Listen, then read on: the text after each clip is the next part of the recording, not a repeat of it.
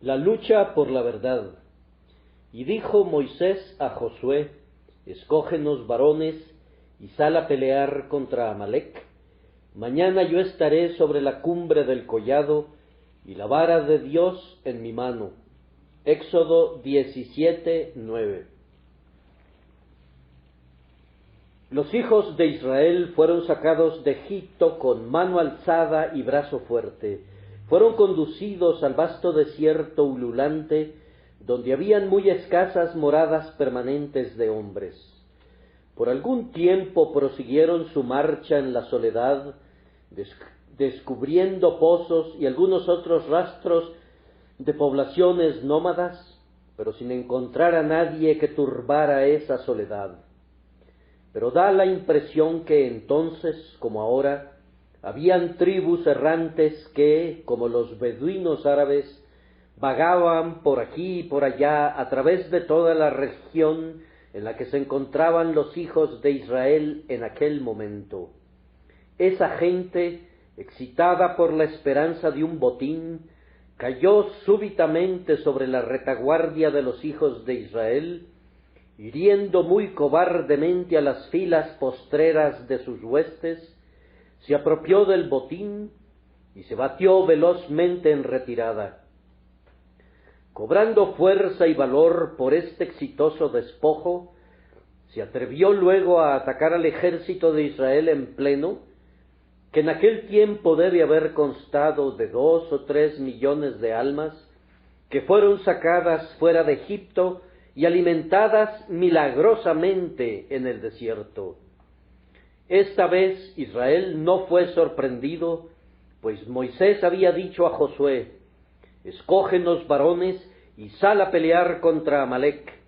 Mañana yo estaré sobre la cumbre del collado y la vara de Dios en mi mano, suplicando a Dios para que cada golpe dado con la espada fuera doblemente eficaz con la poderosa ayuda de Dios.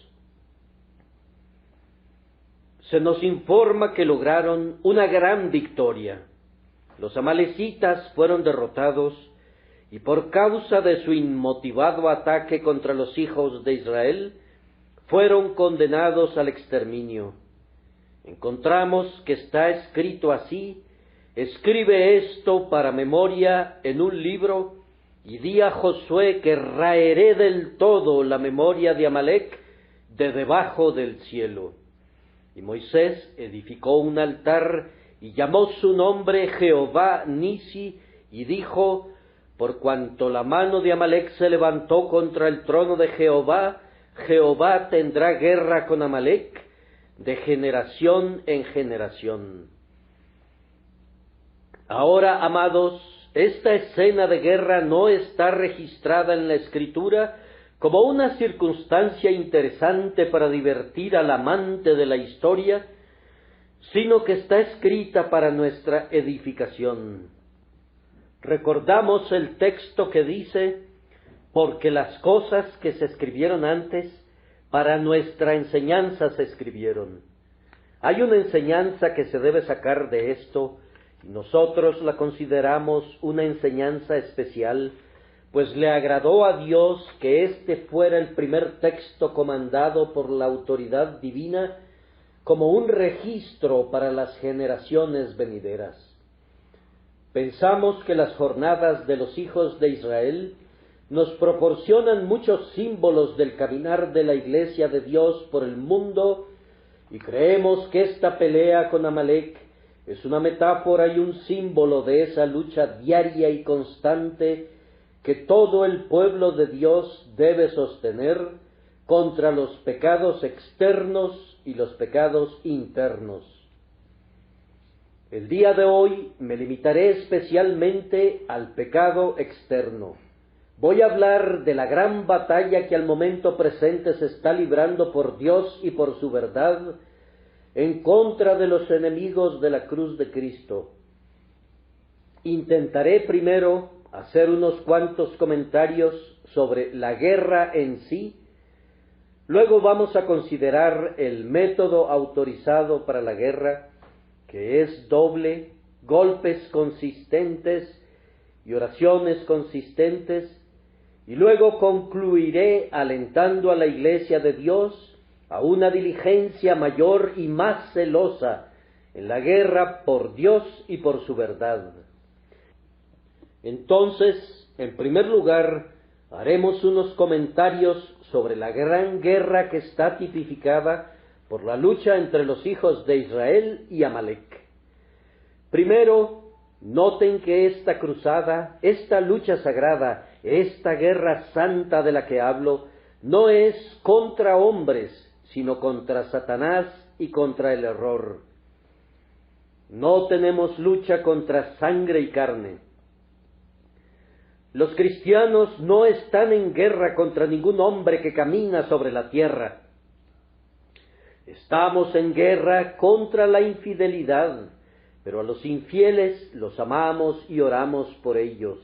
Estamos en guerra contra cualquier herejía, pero no tenemos enemistad contra los herejes. Nos oponemos y declaramos la guerra a muerte con todo lo que se oponga a Dios y a su verdad, pero en relación a todo hombre procuraremos practicar la santa máxima: amad a vuestros enemigos, haced bien a los que os aborrecen.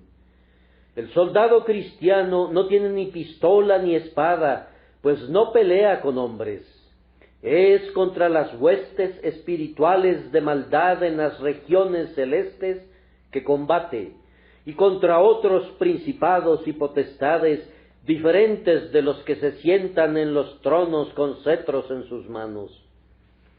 He observado, sin embargo, que algunos cristianos, y es un sentimiento al cual estamos inclinados todos, son muy propensos a convertir la guerra de Cristo en una lucha de carne y sangre, en vez de que sea una contienda contra el error y la maldad espirituales.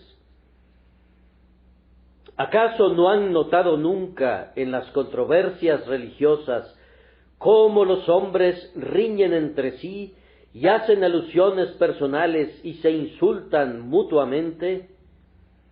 ¿Qué es eso sino la consecuencia de olvidar que es la guerra de Cristo? No estamos luchando contra los hombres, estamos peleando en favor de los hombres más bien que contra ellos. Estamos combatiendo por Dios y su verdad en contra del error y en contra del pecado, mas no en contra de los hombres. No toquen a las personas de los hombres, sino hieran su pecado con corazón decidido y brazo fuerte. Maten a los pequeños y a los grandes, que no sobreviva nada que sea contra Dios y su verdad. Pero no tenemos guerra contra las personas de los pobres hombres equivocados. Odiamos a Roma de la misma manera que aborrecemos el infierno, pero oramos siempre por sus fervientes partidarios. Denunciamos con fiereza a la idolatría y a la infidelidad, pero los hombres que se degradan con cualquiera de ellas no son objeto de nuestra ira, sino de nuestra piedad. No peleamos contra hombres, sino contra las cosas que consideramos falsas delante de Dios. Debemos hacer siempre esa distinción, pues de lo contrario el conflicto con la Iglesia de Cristo será degradado a una simple batalla de fuerza bruta y de ropa ensangrentada, y así el mundo será otra vez Acéldama, un campo de sangre. Este error es el que ha atado a los mártires a la hoguera y ha arrojado a los confesores a la prisión, porque sus oponentes no podían distinguir entre el error imaginario y el hombre. Al tiempo que hablaban con vigor contra el pretendido error, en su intolerancia sentían que debían también perseguir al hombre, cosa que no necesitaban hacer ni debían hacer. Nunca tendré miedo de expresar lo que pienso, utilizando todas las palabras más sencillas que pueda juntar, y no temo decir cosas duras contra el diablo, ni contra lo que el diablo enseña, pero soy amigo de todo habitante de este ancho mundo, y no tengo enemistad con nadie ni por un momento, como no podría tenerla con un bebé que acaba de ser traído a este mundo. Debemos odiar al error, debemos aborrecer la falsedad, pero no debemos odiar a los hombres, pues la guerra de Dios es contra el pecado. Que Dios nos ayude siempre a hacer esa distinción. Pero ahora observemos que la guerra que hace el cristiano, y podemos decírselo para alentarlo, es una guerra muy justa. En cualquier otro conflicto en que los hombres hayan participado, ha habido dos opiniones. Algunos han opinado que la guerra era justa y otros han dicho que era injusta, pero en relación a la guerra sagrada en la que han estado involucrados todos los creyentes, ha habido una sola opinión entre los hombres de mente recta. Cuando el antiguo sacerdote estimulaba a los cruzados a la guerra, les hacía gritar Deus vult, es la voluntad de Dios. Y nosotros podemos decir lo mismo con mayor razón. Una guerra en contra de la falsedad, una guerra en contra del pecado, es una guerra de Dios. Es una guerra estimulante para cualquier cristiano, pues está muy seguro que cuenta con el sello de la aprobación de Dios cuando va a la guerra contra los enemigos de Dios. Amados, no dudamos de ninguna manera que cuando alzamos nuestras voces como una trompeta en contra del pecado, nuestra guerra es justificada por las leyes eternas de la justicia. Que todas las guerras tuvieran una causa tan justa y verdadera como la guerra que Dios peleó con Amalek contra el pecado en el mundo. Recordemos además que es una guerra de suma importancia. Se grita a veces en otras guerras, ingleses, luchen por lo que les pertenece y por sus hogares, por sus esposas y por sus hijos, combatan y repelan al enemigo. Pero esta guerra no es meramente por proteger nuestras pertenencias y nuestros hogares, nuestras esposas y nuestros hijos, sino que es por algo más que todo eso. No es contra quienes matan el cuerpo y después nada más pueden hacer, sino que es una lucha por las almas, por la eternidad, contra quienes quieren arrojar al hombre a la perdición eterna.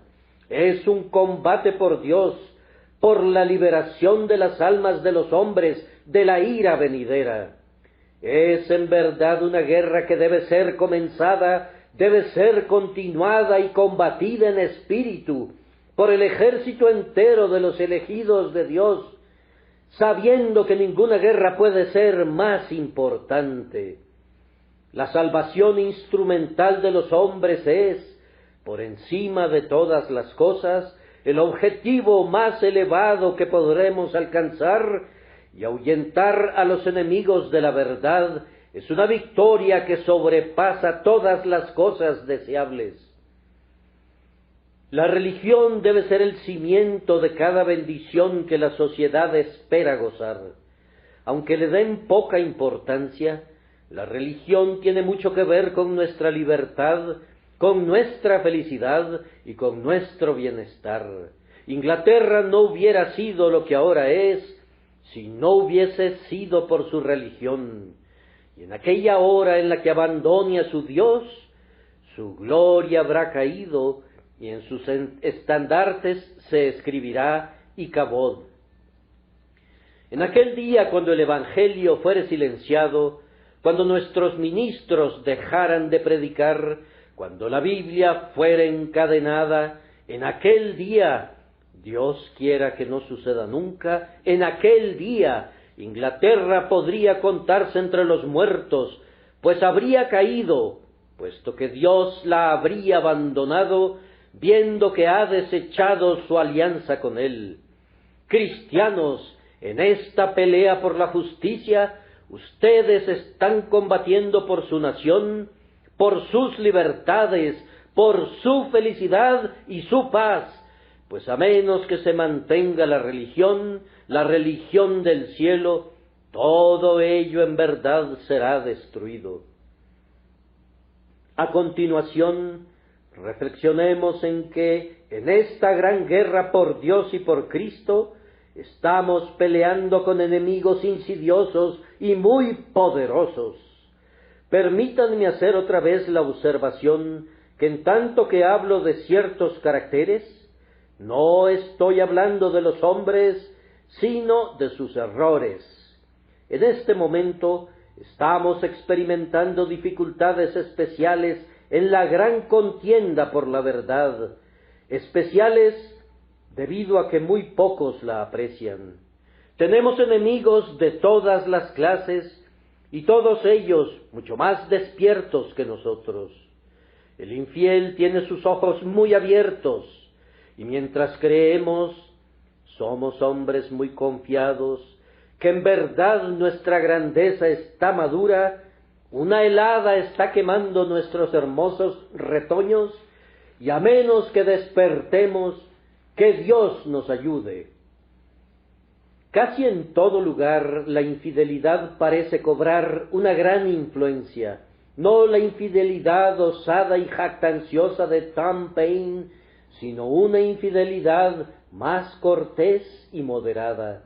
No la infidelidad que mata la religión con un garrote, sino aquella que trata de envenenar con pequeñas dosis de veneno y sigue su camino, afirmando que todavía no ha lesionado a la moral social. En todas partes esto está aumentando. Me temo que la gran masa de nuestra población está imbuida de un espíritu infiel. Entonces tenemos que preocuparnos más de eso que de Roma. No de Roma en su ataque abierto, de eso tenemos poco temor. Dios ha dado al pueblo de Inglaterra un espíritu protestante tan valeroso que cualquier abierta innovación proveniente del Papa de Roma sería repelida instantáneamente. Me refiero al catolicismo romano que se ha infiltrado en la Iglesia de Inglaterra bajo el nombre de puceísmo. Se ha incrementado por todas partes. Están comenzando a prender velas en el altar, que es sólo un preludio de esas grandes llamas con las que quieren consumir nuestro protestantismo. Oh, que hubiesen hombres que los desenmascararan. Hay mucho por qué temerles, pero no le daría mayor importancia si no fuera por algo que es todavía peor. Tenemos que luchar con un espíritu, que no sé cómo denominarlo, a menos que lo llame un espíritu de moderación enfermiza en los púlpitos de las iglesias protestantes. Los hombres han comenzado a limar los ásperos filos de la verdad, a desechar las doctrinas de Lutero y de Zwinglio y de Calvino, tratando de adaptarlas para complacer a los gustos más refinados. Pueden visitar en estos días una capilla de la Iglesia Católica y oír un sermón predicado por algún sacerdote católico que es tan bueno como el que pudiera predicar un ministro protestante, porque no aborda los puntos controversiales ni expone las partes claves de nuestra religión protestante. Adviertan también cuánto desprecio hay en la gran mayoría de nuestros libros hacia la sana doctrina. Los autores imaginan que la verdad no tiene mayor valor que el error, que en cuanto a las doctrinas que predicamos no tienen mayor importancia. Todavía sostienen que el hombre de recta vida no puede equivocarse. El letargo y la frialdad se están infiltrando en los púlpitos bautistas y de muchas otras denominaciones, y con ellos una suerte de anulación de toda verdad. Al tiempo que generalmente predican sólo pequeños errores dignos de notarse, sin embargo, la verdad misma es expresada de una manera tan diluida que nadie la detecta, y en un estilo tan ambiguo que nadie es sacudido por ella. En la medida que esté al alcance del hombre, las flechas de Dios deben ser quebradas y la espada debe ser envainada en el día de la batalla. Los hombres ya no oyen la verdad como solían hacerlo. Una boca de terciopelo está reemplazando al cojín de terciopelo, y el órgano es lo único en el edificio que expresa un cierto sonido. De tales cosas, líbranos, Señor. Que el cielo ponga un fin a toda esta moderación mal entendida. Necesitamos una verdad expresada con franqueza en estos peligrosos días. Necesitamos un hombre en este momento que hable como Dios le indique y que no se preocupe por nadie. Oh, si tuviésemos entre nosotros a algunos de los viejos predicadores escoceses. Esos predicadores escoceses hacían temblar a los reyes. No eran siervos de hombres, eran muy señores doquiera que iban, porque cada uno de ellos decía: Dios me ha dado un mensaje, mi frente es adamantina contra los hombres, hablaré lo que Dios me diga. Como Micaías, esos predicadores decían: Vive Jehová, que lo que Jehová me hablare, eso diré. Héroes de la verdad, soldados de Cristo, despierten. En este momento tenemos enemigos. No crean que la lucha ha terminado. La gran guerra de la verdad se torna más intensa y fiera que nunca. Oh soldados de Cristo, desenvainen sus espadas, levántense otra vez por Dios y por su verdad, para que el evangelio de la gracia inmerecida no sea olvidado. Sólo déjenme agregar, en lo relativo a esta guerra, que tendrá perpetua duración. Recordemos, amados hermanos, que esta guerra entre el bien y el mal debe ser continua y no debe cesar nunca hasta que la verdad haya obtenido la victoria. Si suponen que nuestros antepasados hicieron lo suficiente por la verdad y por Dios, y que ustedes pueden disfrutar del ocio, cometen un grave error.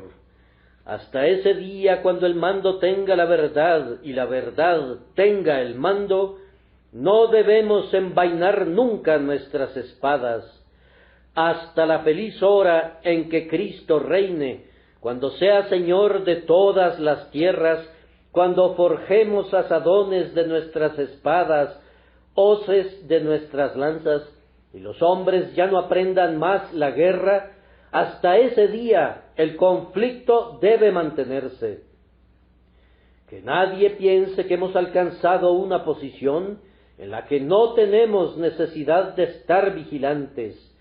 Así como la guerra ha sido terrible en el pasado, sigue siéndolo ahora, aunque de otra manera. Ahora no tenemos necesidad de resistir hasta la muerte en nuestra lucha con el pecado, pero tenemos necesidad de un poder de resistencia tan firme como el que poseyeron los mártires y confesores en los días del pasado.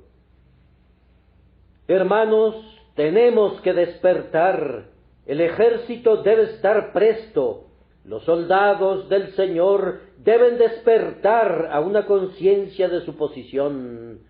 Ahora tocamos la trompeta, apresúrense a la batalla, soldados amodorrados, arriba, arriba, arriba. Sus estandartes deben ondear y sus espadas deben ser desenvainadas. Es un día de lucha, un día de guerra y de contienda. Sin embargo, no puedo concluir esta sección de mi sermón sin señalar que no es meramente el error en la religión lo que debemos combatir, sino el error en la práctica. Oh amados, Este mundo es un mundo perverso todavía, y Londres es todavía una ciudad abominable. Tenemos un hermoso lustre por doquier, un hermoso exterior, pero hay en sus partes ocultas. El pecado aún domina. Esta es la gran ciudad de las falsas apariencias, la lucida casa de la impostura, el hogar inmundo de la corrupción.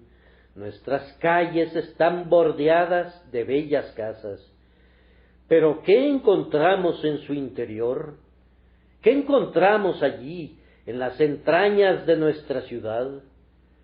Londres es un culpable colosal, es un pecador monstruoso, y por todos lados hay quienes viven en los más repugnantes vicios, y sin embargo prosiguen su carrera sin freno y sin reproche, pues es de mal gusto señalar a los hombres sus pecados, además de que son muy pocos los que tienen el espíritu de hablar claramente contra los pecados de los hombres. Cuando consideramos la presencia del libertinaje femenino que cuenta entre sus adeptos a decenas de miles, ¿acaso no somos conducidos a concluir que el mismo pecado debe ser muy común entre los hombres? ¡Ya, qué terrible que tengamos que expresar esto! Y los hombres que engañan y seducen a las pobres desventuradas mujeres, ¿no son admitidos en la sociedad como personas respetables y morales? ¿Qué es esto sino abominable hipocresía? En Londres somos más pecadores de lo que muchos suponen. Todo está encubierto, pero no crean que pueden engañar a Dios de esta manera. El pecado merodea a un hórrido ritmo por la tierra. La iniquidad todavía recorre nuestras calles disfrazada, es cierto, no como pecado abierto, pero muy ofensiva para Dios y para los hombres buenos. Oh, hermanos míos, el mundo no es bueno todavía. Tiene una película protectora, pero en todo momento la repugnante enfermedad acecha por dentro. Otra vez les digo, levántense en armas, soldados de Cristo. La guerra contra el pecado no ha terminado, a duras penas ha comenzado. Pero ahora, en segundo lugar, tenemos que advertir brevemente los medios establecidos para la guerra. Cuando Amalec salió contra Israel, Dios estableció dos medios para combatirlos. Si hubiese querido, habría podido enviar un viento para ahuyentarlos, o habría podido acabar con sus ejércitos mediante la ráfaga de la plaga, pero no le agradó hacerlo de esa manera, pues hubiera otorgado el honor al esfuerzo humano, y por eso dijo a Josué: escógenos varones y sal a pelear contra Amalec. Es cierto que, con la fortaleza de Dios, Josué pudo haber vencido al enemigo, pero Dios dice: a la vez que honro el esfuerzo humano, aún así haré comprender a los hombres que Dios lo hace todo. Moisés sube a la cumbre del collado, permanece allí en oración, sostén en alto tu vara, y mientras los soldados de Josué se apresuran a la batalla, Moisés intercederá y ustedes obtendrán un triunfo conjunto. Tu oración, oh Moisés, sin la espada de Josué, no prosperará, y la espada de Josué sin la vara de Moisés no será eficaz. Las dos formas de combatir contra el pecado son estas: golpes consistentes y oraciones consistentes. Primero, la Iglesia debe emplear golpes fuertes y batalla encarnizada en contra del pecado. De nada servirá que se encierren en sus casas y les pidan a Dios que detenga el pecado, a menos que vayan y hagan algo ustedes mismos. Si oran hasta quedarse mudos, nunca tendrán una bendición, a menos que se involucren ustedes mismos. El agricultor ora por su cosecha. ¿Podría obtenerla si no ha arado y no ha sembrado luego su semilla? El guerrero ora por la victoria, pero si sus soldados se quedan tranquilos y permiten que les disparen, ¿obtendría algún triunfo? No, debe haber un activo ejercicio del poder otorgado por Dios, pues la oración, sin ese ejercicio, no aprovecharía en nada. Entonces, hermanos y hermanas, que cada uno de nosotros, en nuestras respectivas esferas, aseste duros golpes en contra del enemigo. Esta es una lucha en la que cada uno de los miembros del pueblo del Señor puede hacer algo. Los que cojean apoyados en muletas pueden usarlas como armas de guerra, así como los hombres fuertes pueden blandir sus espadas. Cada uno de nosotros tiene una tarea que le ha sido asignada si somos de los elegidos de Dios. Procuremos cumplirla. Tú distribuyes folletos. Prosigue con tu tarea, hazla con entrega. Tú eres un maestro de la escuela dominical. Prosigue, no te detengas en esa bendita obra. Hazla como para Dios y no como para el hombre. Tú eres un predicador. Predica conforme a la habilidad que Dios te da y ten siempre presente que Él no requiere más de un hombre de lo que Él mismo le ha dado. Por tanto, no te desanimes si tienes poco éxito. Prosigue con tu trabajo. ¿Eres como Zabulón, alguien que puede manejar la pluma? Manéjala con sabiduría, y con ella podrás herir los lomos de los reyes. Y si no puedes hacer gran cosa, al menos pásales las municiones a los otros, y puedes ser de ayuda en sus obras de fe y en sus labores de amor. Hagamos todos algo por Cristo. No podría creer que haya un cristiano en el mundo que no pueda hacer algo. No hay ninguna araña que se cuelgue de las paredes del palacio del rey que no tenga una función. No hay ninguna ortiga que crezca en un rincón del cementerio que no tenga su propósito. No hay ningún insecto que bata sus alas en la brisa que no cumpla con algún decreto divino. Y yo no podría aceptar que Dios haya creado a algún hombre, especialmente a algún hombre cristiano, para que fuera un vacío, para que no fuera nada. Él te hizo con un propósito. Descubre cuál es ese propósito. Encuentra tu nicho y llénalo. Aunque sea muy pequeño, aunque sea cortar tu leña o sacar tu agua, haz algo en esta gran batalla por Dios y por la verdad. Josué debe salir y escoger varones. Me parece verlo. Da la impresión que era un hombre de guerra desde su juventud. Pero ¿entre qué mezcolanza tenía que elegir? Vamos, ellos eran un conjunto de esclavos. No habían visto una espada nunca en sus vidas, excepto en las manos de los egipcios. Eran unas criaturas pobres y miserables.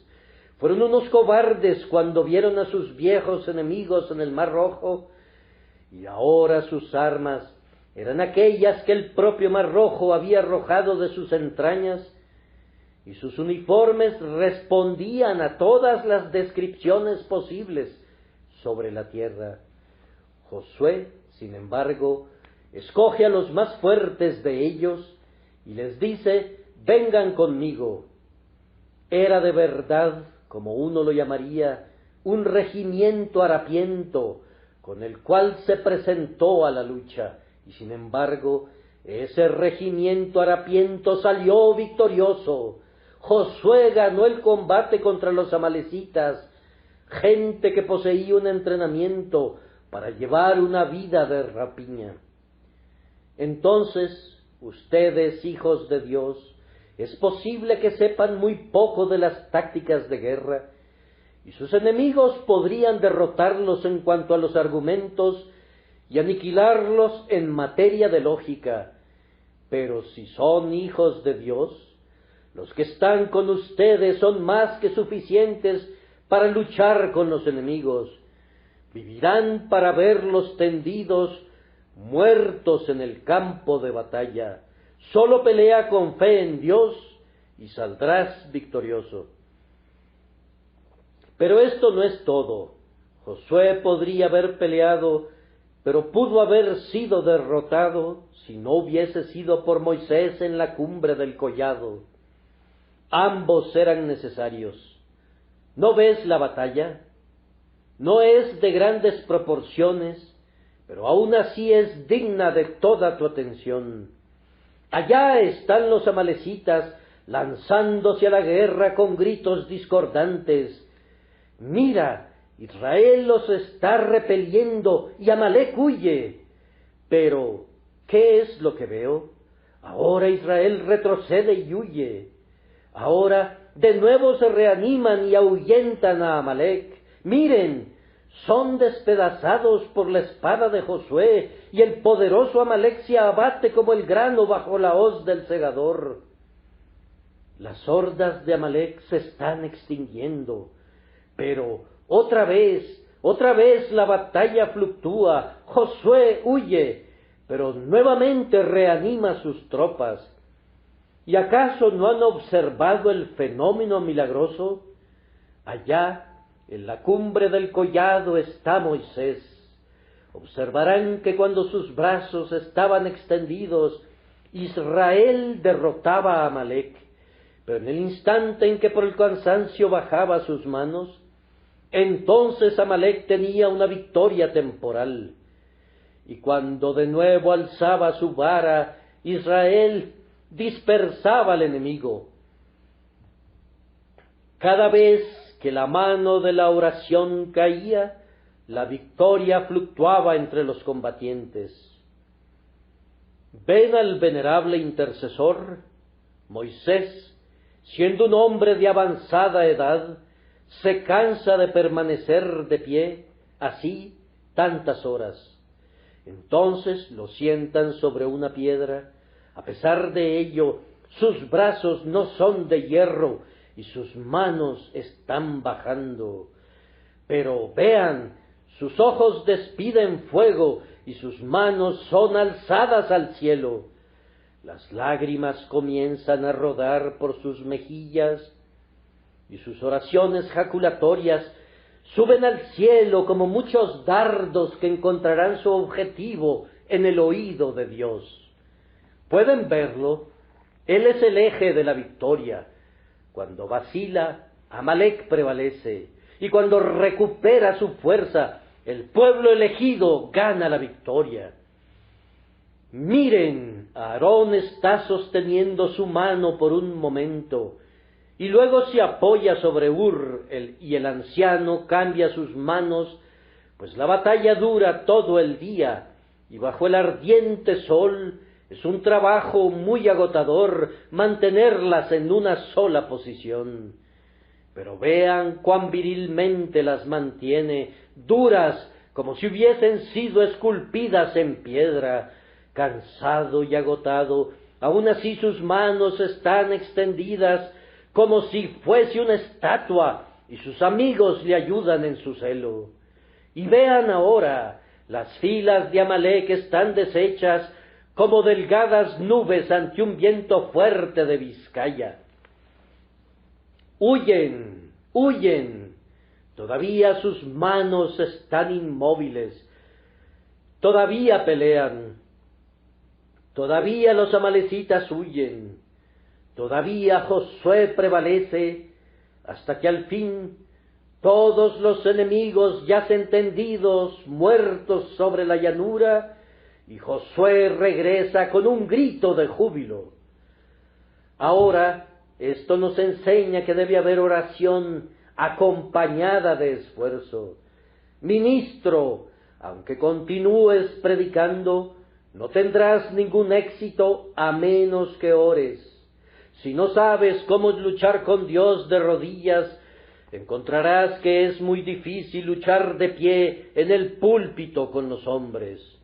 Podrás esforzarte para hacerlo, pero no tendrás éxito, a menos que apoyes tus esfuerzos en la oración. Es más probable que falles en tus oraciones que en tus esfuerzos. No leemos en ningún momento que la mano de Josué haya estado cansada de blandir la espada, pero la mano de Moisés sí estaba cansada de sostener la vara. Entre más espiritual sea la tarea, más propensos estaremos a cansarnos de ella. Podríamos pararnos y predicar todo el día, pero no podríamos orar todo el día. Podríamos salir para visitar enfermos todo el día, pero no podríamos estar encerrados ni la mitad del día en nuestras habitaciones. Pasar una noche con Dios en oración sería mucho más difícil que pasar una noche predicando al hombre. Oh, cuídate, cuídate, Iglesia de Cristo, de dejar de orar. Por sobre todo, me dirijo a mi propia iglesia muy amada, a mi propio pueblo. Ustedes me han amado, y yo les he amado, y Dios nos ha dado un gran éxito y nos ha bendecido. Pero fíjense bien, yo atribuyo todo eso a sus oraciones. Ustedes se han congregado en multitudes perfectamente incomparables para orar por mí cada lunes por la noche, y yo sé que soy mencionado en sus altares familiares como alguien que es muy amado en sus corazones, pero tengo miedo que sus oraciones cesen. Dejen que el mundo diga, abajo con él. Yo me enfrentaré a todos ellos si ustedes oran por mí. Pero si ustedes cesan en sus oraciones, todo habrá terminado para mí y para ustedes. Sus oraciones nos hacen poderosos. La legión que ora es una legión que truena. Si me pudiera comparar con un comandante militar, diría esto, que cuando veo que mis hombres se levantan para orar en números tan grandes, me siento como Napoleón cuando envió a su vieja guardia. La batalla había amainado. Allá van, dijo, ahora la victoria es segura. O como nuestros propios guardias, los boinas negras, que donde quiera que iban, llevaban la victoria con ellos. La legión que ora es una legión que truena en todas partes. Los hombres pueden enfrentarse a todo menos a la oración. Si oráramos como algunos hombres lo han hecho, arrancaríamos de tajo las propias puertas del infierno. Oh, que tuviésemos poder en la oración. No cesen, se los ruego, se los suplico, no cesen de orar. Dejen de hacer cualquier otra cosa, pero no dejen de orar. Puestos de rodillas, luchen con Dios, y ciertamente el Señor nuestro Dios nos bendecirá, y témanlo todos los términos de la tierra. Y ahora, en tercer lugar, voy a concluir solamente con unas cuantas observaciones para animarlos a la guerra. Recuerden, oh hijos de Dios, que hay muchas cosas que deben hacer los valientes para combatir por Dios y por su verdad. Lo primero que voy a traer a su memoria es el hecho de que esta guerra en la que están involucrados es una guerra hereditaria. No es una que ustedes hayan comenzado, sino una que han heredado desde el momento en que la sangre de Abel clamó por venganza. Cada mártir que ha muerto ha pasado la bandera ensangrentada al siguiente, y éste a su vez se la ha pasado a otro mártir. Cada confesor que ha sido atado en la hoguera para ser quemado ha encendido su vela y se la ha entregado a otro, diciéndole, cuídala. Y ahora he aquí la vieja espada, por Jehová y por Gedeón. Recuerden qué brazos la han blandido, recuerden cuán a menudo ha penetrado hasta partir el alma y el espíritu, las coyunturas y los tuétanos. ¿La van a deshonrar? ¿La deshonrarán? Aquí está el grandioso estandarte. Ha ondeado en muchas brisas, mucho antes que la bandera de esta nuestra tierra fuera confeccionada. La bandera de Cristo fue suspendida en alto. ¿Van a mancharla? ¿La mancharán? ¿No la entregarán a sus hijos todavía inmaculada, diciendo, prosigan, prosigan, les dejamos la herencia de guerra, prosigan, prosigan y venzan? Lo que hicieron sus padres, háganlo ustedes otra vez.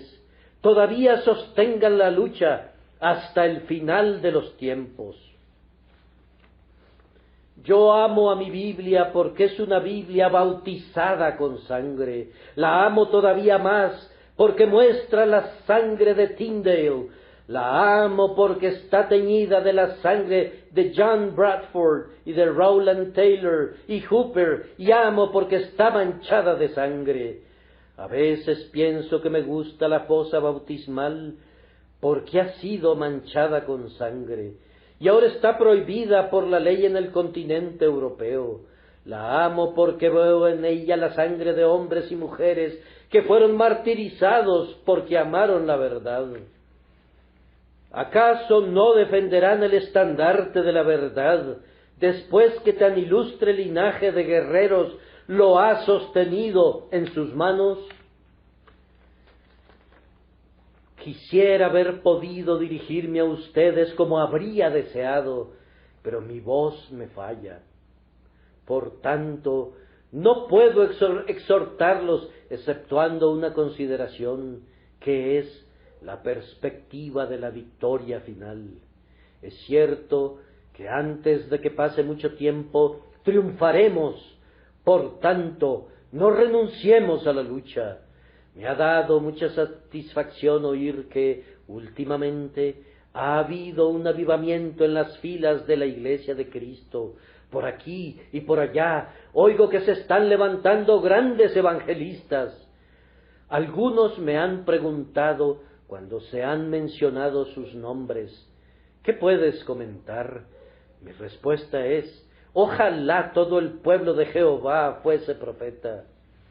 Oh, que Dios envíe miles y miles de hombres que reúnan multitudes para oír su palabra. Yo quisiera que llegue el día en que cada iglesia y cada capilla de Inglaterra estuviesen tan llenas de almas como esta, y que fueran tan grandes como esta. Pienso que en verdad las iglesias están teniendo un avivamiento, pero si no es así, la victoria es todavía segura. Dios conseguirá la victoria, Jehová triunfará. Satanás podrá soñar que él triunfará, pero no lo hará. Por tanto, hombres y hermanos, marchemos a la victoria, que la corona que está delante de nosotros les anime para el combate hasta obtener la victoria, y adelante, adelante, adelante, pues Dios es por ustedes. Recuerden al grandioso intercesor. Cristo está en la cumbre del collado, y mientras ustedes se encuentran en el valle, Él intercede y prevalecerá. Continúen y obtengan la victoria en el nombre de Cristo. No puedo extenderme más, pero debo concluir repitiendo las palabras con las que siempre me gusta terminar mis sermones. El que creyere en el Señor Jesús y fuere bautizado, será salvo, mas el que no creyere será condenado. Oh, que crean en Cristo. Oh, que Dios les dé fe para que pongan su confianza en Él. Este es el único camino de salvación. Cree en el Señor Jesucristo y serás salvo.